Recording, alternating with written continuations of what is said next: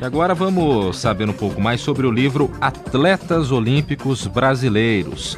É a matéria da semana com a locução de Heitor Facini.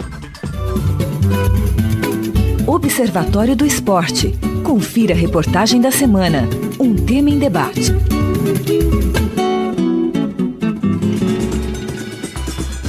Os primeiros Jogos Olímpicos foram disputados em Atenas, no ano de 1896. Mas o Brasil teve sua primeira participação em 1920, na Bélgica. Desde então, os atletas brasileiros já conquistaram 108 medalhas. Com uma pesquisa inédita que durou 15 anos, foi publicado o livro Atletas Olímpicos Brasileiros. Através de verbetes, o livro contém histórias de todos os atletas brasileiros que participaram de Olimpíadas, totalizando 1.796 personagens em 650 páginas. O livro foi produzido pela professora Kátia Rubio, da Escola de Educação Física da Universidade de São Paulo, com auxílio do Grupo de Estudos Olímpicos do Centro de Estudos Socioculturais do Movimento Humano da Escola. A produção foi uma decorrência da tese de doutorado de Kátia, onde ela observou a importância do atleta olímpico no imaginário das pessoas e a construção do mito do herói. Kátia fala sobre a evolução de sua pesquisa até chegar no livro. Então isso começou a acontecer já em 2000 e foi uma decorrência natural de uma pesquisa para outra. Não é? Eu comecei com os medalhistas, depois dos medalhistas eu fui para as mulheres e depois, quando eu cheguei nas mulheres, eu vi que era fundamental conhecer a história de todos os atletas brasileiros que tinham participado de Jogos Olímpicos. Ao todo, foram 15 anos de pesquisa e 1.300 entrevistas realizadas. Segundo Kátia, é um material muito rico. É um material histórico, de qualquer forma, porque poucas pessoas têm a história de vida do atleta contada por ele mesmo. E no caso de alguns atletas que nós entrevistamos, eles já faleceram. Então nós temos aí registros únicos de atletas que já faleceram, como é o caso do Rosa Branca, do Tetsuko Okamoto, enfim, do Nelson Prudêncio. O tempo total de entrevistas resultou em 1.750 horas de gravação. Na maioria das vezes, elas eram realizadas pessoalmente. Kátia comenta sobre as viagens que realizou e a vontade de continuar com a pesquisa. As viagens implicadas nesse projeto me fizeram correr atrás de muita gente em muitos lugares pelo mundo afora. Não é? Então, eu percorri quase todos os estados brasileiros. Em muitos casos, eu viajei para esses estados mais de uma vez para poder chegar a essas pessoas. E não raro eu pude ter contato com um Brasil que a gente pouco conhece.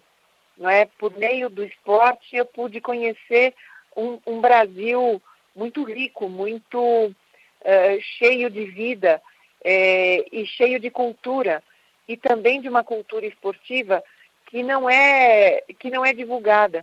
E isso me faz ter muita vontade, né, de não terminar essa pesquisa tão cedo, para poder trazer a público a história não só dos atletas olímpicos, mas de professores abnegados, de pessoas altamente envolvidas com projetos de vida que estão para além de uma medalha. O financiamento da pesquisa foi através de entidades acadêmicas, além de financiamento coletivo e contribuição dos próprios atletas, como explica Kátia. Na verdade, teve o suporte do CNPq e da FAPESP, muito mais da FAPESP do que do CNPq, e da CAPES também, pelo PROEX, aqui do meu programa de pós-graduação. Enfim, é uma pesquisa acadêmica que em 2013, depois de se esgotarem os patrocínios, os suportes dessas agências de fomento, eu fiz um financiamento coletivo, hoje em dia chamado de crowdfunding, onde atletas doaram materiais, doaram medalhas, doaram, enfim, diferentes pertences para que as pessoas aportassem recursos nesse projeto. Nesse momento também o Bradesco apareceu para oferecer suporte para terminar a pesquisa e para publicar um livro, e foi assim que nós chegamos. Aí depois, no ano passado, eu consegui novamente um projeto do CNPq, e assim, essa é uma pesquisa que realmente tem um caráter acadêmico bastante evidente. O resgate da memória esportiva olímpica do país tem grande importância. A equipe do Observatório do Esporte também conversou com o professor de História da Unesp de Bauru, Célio Losnak. Ele fala sobre os impactos de uma pesquisa dessa abrangência. Para as novas gerações terem noção de que o esporte não é uma prática extremamente recente, a partir da experiência de um público mais novo, mas de que ele tem uma história, alguns deles com várias décadas, com diversos atletas, possivelmente com performances diferentes. Então é possível identificar que os limites do esporte foram sendo alterados, né? Foram sendo superados no decorrer do desenvolvimento da técnica. Então é importante para as novas gerações saberem que as coisas não começaram recentemente e que eventualmente nós tivemos também grandes atletas no passado, mesmo que em determinadas modalidades a gente não tenha personagens de destaque agora. No entanto, durante a produção do livro foram encontradas algumas dificuldades. A professora da USP e escritora do livro Atletas Olímpicos Brasileiros, Kátia Rubio, fala sobre os desafios de encontrar os entrevistados. A grande dificuldade foi poder viajar pelo país, foi encontrar esses atletas também num país de dimensão continental, porque muito embora hoje nós tenhamos os meios eletrônicos, as redes sociais que favorecem muito, né, o encontro dessas pessoas, é ainda também uma pesquisa que envolve diferentes gerações, né? Então, o atleta mais velho que nós entrevistamos foi o João Avelange, que foi aos Jogos de 1932, 1936 e 1948. Então, essas pessoas mais velhas nem sempre estão facilmente, não é o caso do Avelange, mas as pessoas mais velhas são muito mais difíceis de achar, porque não são pessoas que estão no Twitter, no Facebook, no Instagram, não é? Então, nós somos obrigados a lançar mão de recursos como lista telefônica, contatos pessoais, jornais, enfim, para que a gente possa descobrir onde eles estão. Além disso, alguns atletas preferiram não falar sobre o assunto, como explica Kátia. A memória, ela serve muito como uma proteção para essas pessoas e elas não querem abrir as suas caixas de memórias e de dor e de lembranças de situações já superadas. Então a gente tem esses casos de pessoas assim que não quiseram revelar a sua história, as suas dores, as mazelas do esporte brasileiro, e outras que, por dificuldade, com as assessorias de imprensa, nos privaram do acesso a essas histórias, o que também é muito lamentável, que infelizmente no país não se entenda a importância do contato com essas histórias para que no futuro essas memórias também estejam preservadas. Nem todos entendem as coisas assim, e então há alguns verbetes que nós tivemos que fazer com material de acervo pela dificuldade de acesso ao atleta. Houve casos também de histórias falsas que foram descobertas através de checagem e cruzamento de dados. O professor de História da Unesp, Célio Losnak, comenta sobre os aspectos das narrativas. É importante observar que o esporte é uma área extremamente competitiva. Então só tem sentido o indivíduo se lembrar do passado como numa narrativa de ênfase da sua performance. Daí é natural, e nesses tipos de narração, mas também em outras, sobre atividades políticas, sobre o trabalho, o indivíduo selecionar o que é considerado bom, o que é considerado ideal. E o liame entre a lembrança de como exatamente foi e a fantasia, a partir desse desejo de idealizar um passado, é uma questão delicada. O livro Atletas Olímpicos Brasileiros teve o lançamento em agosto deste ano, através da editora SESI. O Comitê Olímpico Brasileiro não teve participação na produção. A autora Kátia Rubio fala que as pesquisas irão continuar e também tem pretensões de transformar o livro impresso em digital. Os verbetes, eles, na verdade, contam essas histórias por meio de textos sintéticos, porque o livro ficou muito grande, né? E a gente tinha uma limitação física aí, que era fazer tudo isso caber num livro que fosse possível carregar. Então, eu espero que a gente tenta agora transformar esse formato impresso num formato digital para que a gente possa oferecer ao público muito mais detalhes, muito mais histórias do que o que foi possível contar nesse formato impresso. Muito bem, começando com os nossos agradecimentos antes do nosso bate-papo a respeito da matéria, né? Agradecendo a escritora do livro Atletas Olímpicos Brasileiros, a Kátia Rubio, e ao professor da Unesp, o Célio Losnak, que também colaborou conosco nesta semana. E para debater um pouquinho mais sobre esse tema, estamos recebendo aqui agora também o Thiago Pavini. O Thiago, fala um pouquinho então desse livro, dessa experiência que você teve conversando com a Kátia. O que dá para você acrescentar aí para o ouvinte do Observatório? Um abraço. Um abraço, Guilherme, amigos da mesa, amigos ouvintes. Esse trabalho da Kátia Rubio é muito interessante, né? Os dados que a gente colocou na matéria também é legal revisar, né? Foram mais de 1.790 histórias, foram 1.300 entrevistados e mais de 1.700 horas gravadas, né? Então é bacana falar a respeito dessa voz que ela deu para personagens que não ganharam medalhas, né? Também. Ela abrangeu todos os atletas. É a imensa maioria, né? Exatamente, a grande maioria. Então aqui no Brasil a gente tem uma cultura de valorizar apenas quem ganha medalha, quem é o campeão, mas ela conseguiu dar voz a todos os atletas.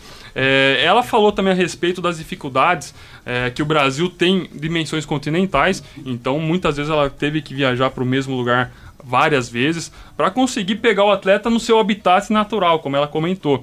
Que era importante ter essa convivência na origem dele, né, para conseguir explorar melhor a história. Outras dificuldades que é bacana falar que ela teve ao fazer essa pesquisa, né? Por exemplo, ela conta que o Rodrigo Pessoa, ela demorou 8 anos para conseguir entrevistar ele. E aí ela conta que ela só conseguiu entrevistar ele na Bélgica. Ela foi fazer um congresso lá na Alemanha, ela tinha um amigo na Bélgica e conseguiu falar com o Rodrigo Pessoa na Bélgica. E quando ela conversou com ele, o Rodrigo ele foi muito atencioso, foi bem simpático com ela, e ela falou assim: Rodrigo, eu demorei 8 anos para chegar até você. E o Rodrigo ficou espantado. Nossa, mas eu sou tão acessível, né? Aí ela falou que você pode ser acessível, mas a sua assessoria não é tão acessível. Então ela encontrou essa dificuldade também nessa estrutura que cerca os atletas. Então muitas vezes o atleta é acessível, mas a assessoria dele não deixa chegar em contato com ele. A assessoria com 2 S não é acessível com C. Olha que interessante. Uma aula do professor Zeca Marques. E falar também que teve atletas que não quiseram falar porque traziam algumas memórias que não eram incômodas assim para recordar, também não quiseram falar, encontrou algumas dificuldades com isso. Teve atletas que chegaram a disputar pré-olímpicos, mas foram cortados antes das Olimpíadas, então ela teve que fazer uma checagem de dados para não cometer a barriga, né, que a gente chama no jornalismo. Mas aí é interessante, né, porque no caso da Copa do Mundo, a Copa do Mundo começa no primeiro jogo de eliminatórias de qualquer uma das confederações. Então a Copa do Mundo que a gente vê quando começa lá o show da abertura, é a fase final da Copa do Mundo. A Copa do Mundo começa nas eliminatórias. Então, eu considerei que o pré-olímpico faz parte da Olimpíada. É uma competição olímpica que vai classificar atletas para a fase final dos Jogos Olímpicos, né? Mas, enfim, não estou questionando a metodologia usada para o trabalho. Acho um trabalho admirável, um trabalho de fôlego, um trabalho de equipe coletiva. Na verdade, a Kátia Rubio encabeça uma grande equipe que assessorou com 2 S, 4 S, né? Assessorou o trabalho dela. E acho que é um trabalho memorável. Eu fiquei imaginando, Zeca, mais de 1.700 horas gravadas para fazer a transcrição desse material. É um trabalho que merece, na verdade, uma plataforma multimídia, e chamamos aqui o nosso amigo Tucamérico, porque isso não dá para ficar só no suporte impresso, né, Tucamérico? Na verdade, fica a ideia aqui, né, Zeca? A gente tem o Museu da Pessoa Humana, né, o Museu dos Imigrantes, que recolhem aí depoimentos de várias pessoas, de famílias que construíram a história do Brasil, no caso dos imigrantes, né? Então acho que isso poderia ser estendido à história do esporte. Essa história oral é muito importante, você ter isso gravado, disponível, nem que seja num espaço físico determinado do museu, mas também disponível para acesso via um portal na internet. Nós temos o nosso diretor Fábio Fleury, é alguém que usou a história oral para fazer sua dissertação de mestrado. Sim, é um método interessante de recuperação da memória. O Bernardo Borch de Holanda, que é o professor da Fundação Getúlio Vargas, que aliás pode ser entrevistado futuramente numa pauta que a gente tem sobre torcidas no Brasil, ele liderava um projeto junto ao Museu do Futebol em São Paulo, que era o de entrevistar todos os jogadores brasileiros que disputaram a Copa do Mundo e foram campeões. Havia alguns que já faleceram, mas ele começou esse trabalho, acho que quando havia poucos que tinham falecido. E é um trabalho também que existe, está disponível no próprio Museu do Futebol, as entrevistas com os campeões brasileiros em Copas do Mundo. E é bacana falar que a entrevista oral, assim, é um tipo de uma forma de fonte, né? Só que, como toda informação, deve ser checada pelo jornalista. A Kátia, ela tem informação em jornalismo também e ela teve algumas histórias que não condiziam com a realidade, né? Então ela conseguiu desvendar essas histórias através da checagem dos fatos, mas na realidade teve uma história que acabou passando, né? Eu comentei no começo que eram 1.796 histórias que estão no livro, mas na verdade são 1.795, porque uma delas é falsa, né? Só foi descobrir após o lançamento do livro. Queria falar, Thiago, o seguinte, aproveitando a fala do Célio e elogiar vocês da produção por trazer o Célio Losnak para o programa. Não, Thiago Pavini merece um repórter-esso de jornalismo radiofônico. Conseguiu entrevistar sobre esporte olímpico. Sobre esporte olímpico, né? Mas eu achei, a próxima meta é trazer como entrevistado pelo menos o Danilo Rotberg do departamento também. Para finalizar então os comentários, destacar também o que a Kátia ela comenta, que o Brasil ele conquistou 108 medalhas olímpicas, mas na verdade ela acha que ela vê que é um número assim absurdo após ouvir as histórias dos atletas, porque a realidade de um atleta olímpico brasileiro é muito complicado, então na verdade deveriam ser menos medalhas. E aí ela comenta que o atleta brasileiro ele é um misto de determinação e superação das adversidades sociais e coletivas.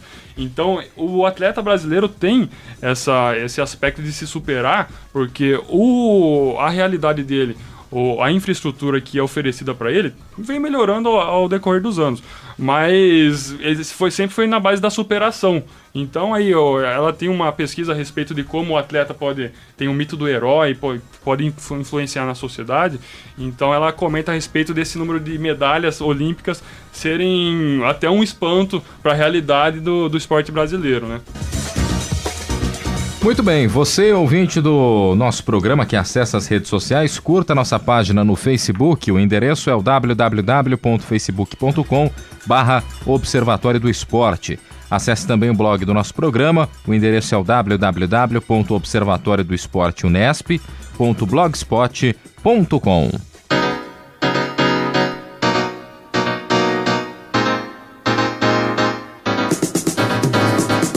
E o Observatório do Esporte de hoje vai ficando por aqui. Teve locução de Guilherme Dias e Heitor Facini, comentários de Tuca Américo, Carlo Napolitano e Zeca Marques.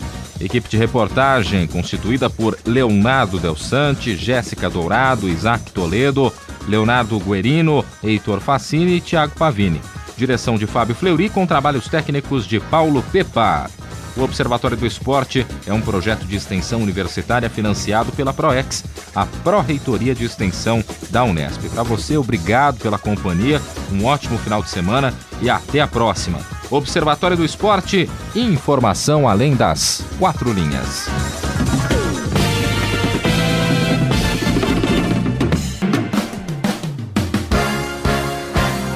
A Unesp FM apresentou Observatório do Esporte, o programa que dá bola a todas as modalidades esportivas.